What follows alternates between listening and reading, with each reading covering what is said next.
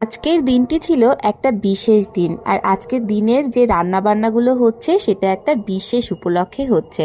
আজকে ছিল আমার সোনা বাবা নীলের জন্মদিন, তাই সকাল থেকেই তোড়জোড় ছিল তুঙ্গে। সকালে ঠাকুরের কাছে করে দেওয়া হয়েছিল লুচি আর সুজি, আর এদিকে আমি বসিয়েছিলাম লুচি আর সাদা আলুর তরকারি সুজি।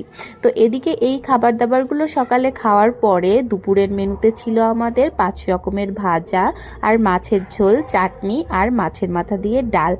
আর তারপরে রাতের আয়োজনে ছিল চিকেন কষা, পোলাও আর ছিল বাচ্চাদের জন্য একটু কম ঝাল দিয়ে চিকেন। সমস্ত আয়োজন কমপ্লিট হওয়ার পরে আমি করেছিলাম কিছুটা পায়েস। পায়েস তো জন্মদিনের সব থেকে প্রথম একটা আর প্রধান একটা খাবার, তাই পায়েসটাও আমি করে নিয়েছিলাম। সমস্ত আত্মীয় স্বজন আমাদের বাড়িতে চলে আসার আগেই সমস্ত রান্নাবান্না কমপ্লিট করে রেখেছিলাম।